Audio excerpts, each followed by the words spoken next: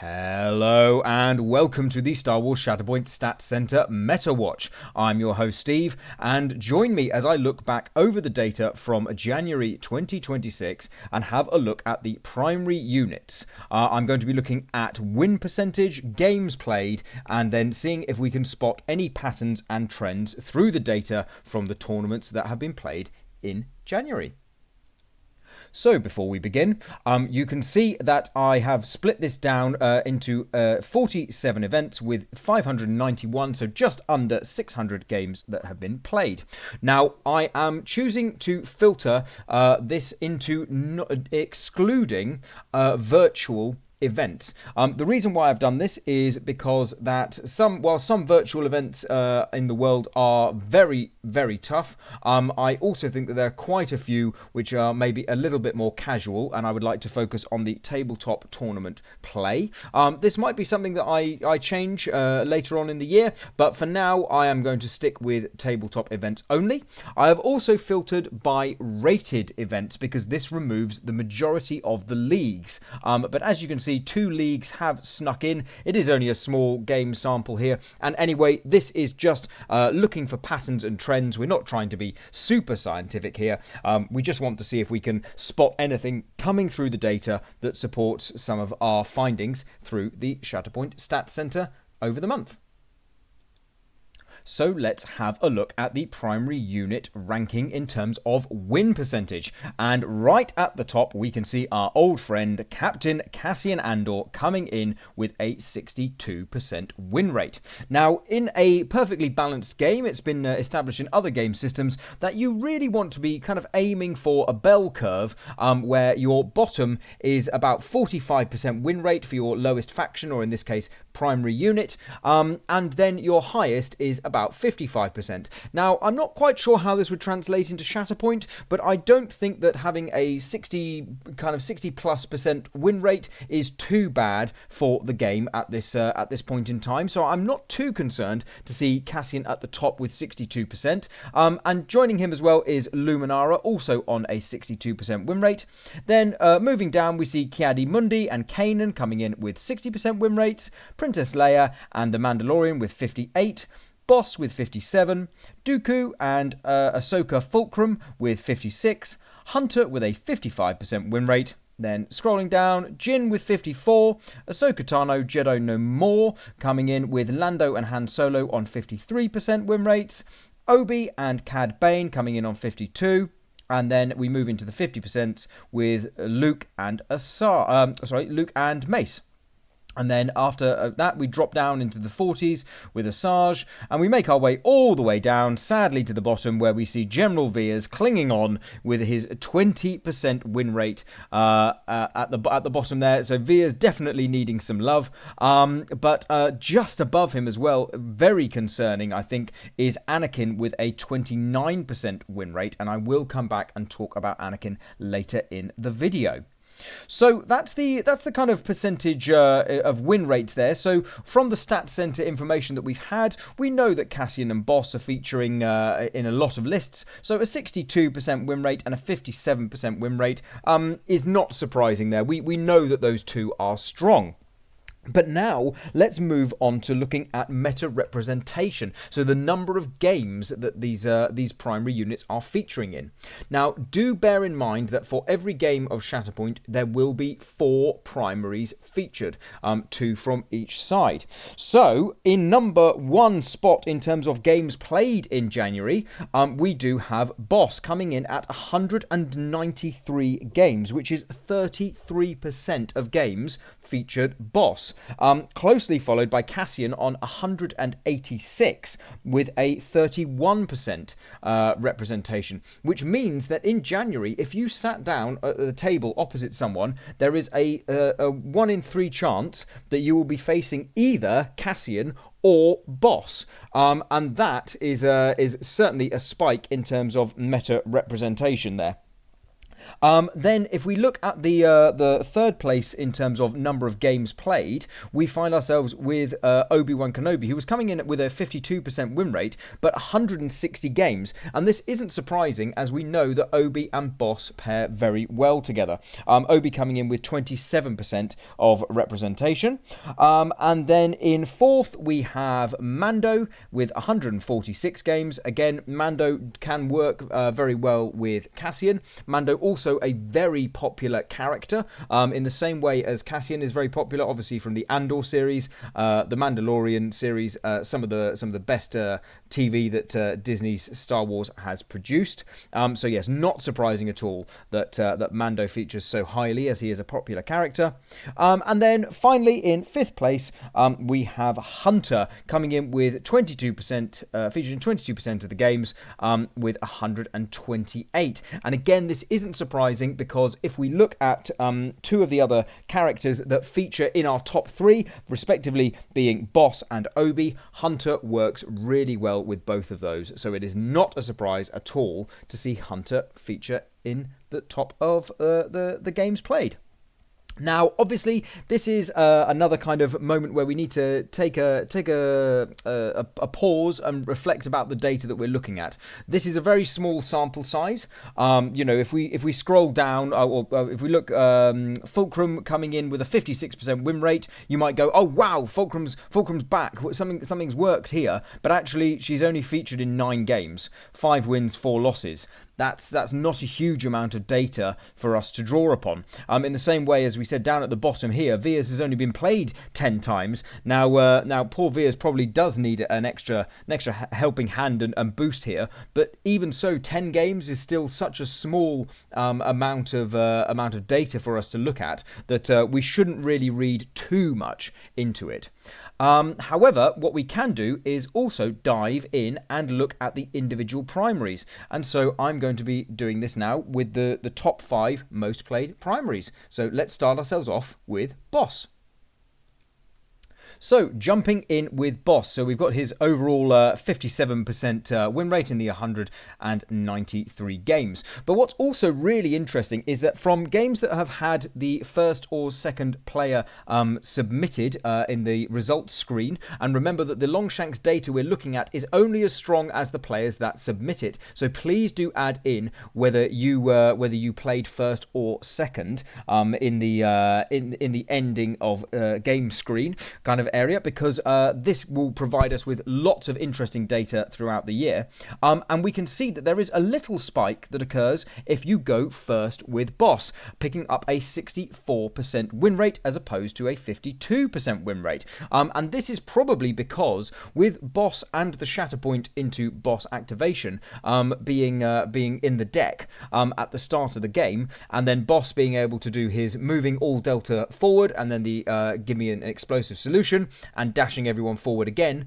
On some missions, it is possible to score 3 or 4 points off the hop, meaning that then the opponent is already on the back foot, particularly if you've got Sev and Scorch on a point with their steadfast and protection not being able to be shoved off. It's no wonder that Boss has a slight advantage if you get to go first.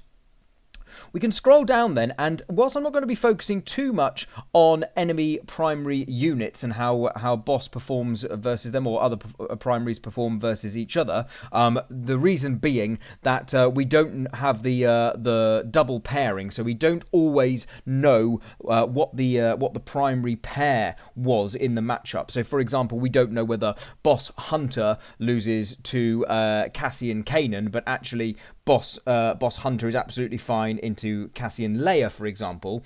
We can only see the Leia win rate, the Kanan win rate, and the Cassian win rate against Boss. So I don't think it's necessary to read too much into it. However, I will just highlight the bottom 2 here for Boss's win rate percentage when facing another primary, which is Cassian and Kanan. So Boss coming in with a 39% win rate when facing Cassian, Cassian and a 33% win rate when facing Kanan. And I would like to say that we can probably hypothesize that a lot of those games are when Cassian and Kanan have been paired together. So looking like Boss is not doing particularly well into that list as a standard at the moment.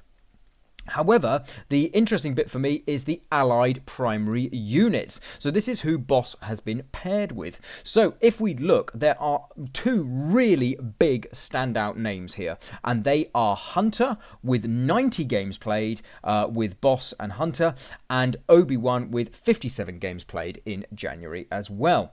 So the win rates are also very high. We've got a 57% win rate with Boss and Hunter over 90 games, and then we've got a 55% win rate with Boss and Obi over 57 games. So not only are we seeing all these three primaries feature in the quite high up in the win percentage rate as individuals, we're also seeing them scoring very well when paired together, and they are also one of the all three of them feature in the top 5 of the most played primary units in January. So yes, all this is adding up nicely. So yes, it looks like if you want to play Boss, a Boss Hunter and a Boss Obi list will be your best bet. And with that, let's move on to the other big name, Cassian. So Cassian here coming in with his 62% win rate, but what is most interesting is actually he has a 62% win rate regardless of whether he is going first or second in the game. So that's good, as it means that Cassian he's got the tempo if he goes first, and he's got the reactive ability in his lists if he goes second. Again, we won't dwell on the enemy primary units too much. We've seen the Boss one there with Cassian getting a 61% win rate. Possibly one could look at remembering and exploring maybe in quarter one whether this goes anywhere, this 38% win rate versus a list with Kiadi-Mundi in it. But the rest is very small win rates there or games played, to kind of compare. However, the allied primary unit is where things really stand out, and you can already see the larger number of primaries that Cassian has been paired with through January. Now, I obviously we can see that Hondo and Moff Gideon at the bottom, and Grand Inquisitor as well, haven't had necessarily a great time with Cassian, but they have been paired with him. But it is when we start seeing these larger numbers, this 50 games with Kanan and these 49 games with Leia, that we really start to see the power of Cassian, as Kanan in particular is picking up a 70% win rate when paired with Cassian. So the pair of them pulling together a 70% win rate over 50 games, which is actually quite scary there. And Leia doing exceptionally well as well. We've seen a lot of Cassian Leia lists in January, finishing quite high up, and the 62% win rate with the 49 games really seems to be backing this up as well. So yes, Kanan and Leia with Cassian seem to be the way forward, and to give yourself basically a 1 in 4 chance of a 3 in 4 chance of winning the game, pairing Cassian with Kanan seems to be the answer. Obi-Wan next with his 52% win rate, and Obi has a slight advantage if he goes first with the 59% win rate, as opposed to the 44% win rate if going second. This might have something to do with who he's being paired with. Let's see as we scroll down. So yes, we're not too fussed again about the opposition, but if we look at who Obi is being paired with, we can see that Boss in the 57 games, as we saw earlier, 55% win rate, and we know that Boss does very well if he goes first. Also, Hunter being featuring in 18 games as well. We did mention that Obi and Hunter do very well together. So yeah, 18 games there with the 64% win rate. We can't ignore Kiadi Mundi doing very well, and I wonder whether it's the Obi Kiadi builds potentially that have been causing potentially a little issue for Cassian in some of those 33 games. But the stat that is very sad to see, obviously, is down here. Only a 17% win rate for Obi and Annie combined in 23 games. So for those of you looking to live out that kind of Clone Wars battle episode style fantasy there, unfortunately, Obi and Annie do not seem to be the way forward. Mando up next as our fourth most played primary in January 2026, and Mando has a slight advantage if going second, it seems. So quite a close representation as well, 71 to 75 games. So yes, Mando seeming to be maybe a little bit more reactive with the lists that he is bringing. And if we scroll down again, we'll not look too hard at the opposition, but if we look at the allies, there is a quite a large standout one here, with the Armourer coming in at 56 games, but only a 46% win rate. Now, obviously, on paper, Mando and the Armourer, or if you're thinking about the Mandalorian television series, Mando and Armourer being paired together makes a lot of sense from a thematic point of view, but it seems that in terms of the win percentage, it's not coming good as much as some people would probably want. And in fact, you would do better to pair with Cad Bane in the 35 games, getting a 51% win rate there. But also, as we touched on a little bit earlier, only 15 games, but Cassian and Mando picking up a 73% win rate when paired together. So yes, looking like Mando Cassian could be the way forward. And then finally, in our top 5, we have Hunter with the 55% win rate. Again, Hunter, we know that he's been paired with Boss quite a lot, so picking up a 61% win rate when going first, as opposed to a 50% win rate when going second, is again not a surprise, probably because of the Boss tempo, and also with Hunter's ability to move units up the board as well. So a lot of mobility in those games. Again, we're not going to dwell too much, as there's just not too much data going on at the bottom, unfortunately. Even Leia with 9 games against Hunter, it's just not enough data to really extrapolate too far from. But if we look at the allied primaries, we can see that Boss and Hunter 90 games, clearly head and shoulders above anyone else that Hunter has been paired with in January, and then Obi as the second best with a little 18 games there to pick up the 64% win rate, and then it's just a kind of smattering of others, probably as the other feature in a Boss anchor list, perhaps, and needing to fulfill the destiny by squeezing a game in somewhere and going, right, I'll throw Hunter down and the other one just to make it work. So yes, very interesting to see that Hunter and Boss seem to be the pairing that's working best together. The other interesting thing that we can look at, of course, from January's data is the missions. And we can see that a whopping percentage of players are choosing either Sabotage Showdown or Shifting Priorities when playing their games. Those two missions equating to over 75% of the missions played in the just under 600 games this month. So yes, if you're looking to do some tournament prep, Sabotage Showdown and Shifting Priorities would be worth getting the reps on, because they are certainly the most common missions in January, with Never Tell Me the Odds coming in third with 71 games, and then First Contact, sadly, coming in at 48. We are looking at rated tournaments predominantly, though, remember, and I do think that First Contact, whilst I do enjoy the mission, I do understand the reservations that some people have in terms of the length of time that the mission can take, in terms of flipping over those tokens. And also, players who are unfamiliar with the mission might need a little longer on some of the turns to work out how best to approach, as the layout is very different from Shifting, Sabotage, and Never Tell. So yes, those are some a bit more data there. We should be getting the new mission very soon as well, which would be great. So hopefully we'll start to see some data sneak in the end of Q1 with that. So that will be interesting to see how that develops throughout the year upon release, and then as it becomes kind of more of a staple in the community. And we spoke about it a little bit when we were looking at the some of the primaries.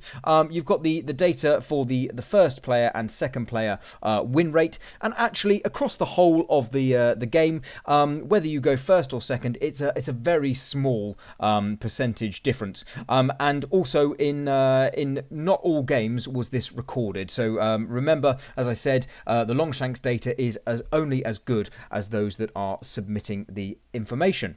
And that brings me on to my final point here, which is the coded list data. So out of all the events and that we've looked at, only 174 lists were actually submitted through January, and I know that there were a huge number of lists that were missed off as well. I don't have the full information on that, but this does give us it would give us something extra to look at if we had that information. So, for example, we can see that 63 players have brought Baze and Churrit, but that's only going to be a small fraction. How many lists really did feature Baze and Churrit? Because I would imagine that nearly every Cassian player, or Jin, or Leia, or Han, and insert Rebel primary here, could be bringing Baze and Churrit. So yeah, it would be really interesting to see that data kind of develop through the year. So again, another little plea: if you are running a tournament, or if you're involved in a local community, or if you're at an event, do have a word with your fellow players and say, look, can we start submitting the SPT codes? And it has to be an SPT code for it to come up on Longshanks. It's no good just kind of handwriting the list on a bit of paper, as it were. It needs to be submitted through the SPT coded list into Longshanks, so that then it will automatically pull the data into this list here. I suspect we can probably have a look back in the quarters at the number of the number of units that are being brought, but I don't think that it's going to be a particularly great stat month to month until we see a real spike in list submission. So yes, here's crossing the fingers that we get to see more of that through the year. And there we have it. So in conclusion, we know that Cassian is looking good. We know that Boss is looking good. Boss and Hunter seem to be the pairing. If you're wanting to get wins in tournament games, Boss and Hunter seem to be a good pairing there. And Cassian, Kanan, also, you can't go far wrong at all. So all that remains for me to say is do the usual YouTube thing. Hit the like, hit the subscribe. Drop me a comment if you enjoyed this. It's been a little bit of a rambling video. It's my first go at doing one of these, and as I say, I've been really excited to kind of start talking about some data here. I think the month to month is just going to be quite a light touch in this instance, as we've done today. But then the quarterly data, I hope to be able to kind of dive in a bit more, as we will have hopefully a bit more to play with, and we can maybe start to see some real trends emerging. So yes, it's going to be. I'll be back next week with the Stat Center as usual on Monday. But also next week's going to be an exciting one, as I am going to a tournament this Saturday. So there will be a tournament review coming up, and then also I will be recording another interview at some point next week as well. So there'll be another interview to look forward to as well. So yeah, strength to strength, the channel is hopefully going to grow, and yeah, I look forward to you guys joining me on the journey. So yes, until then, have a good one, and bye for now.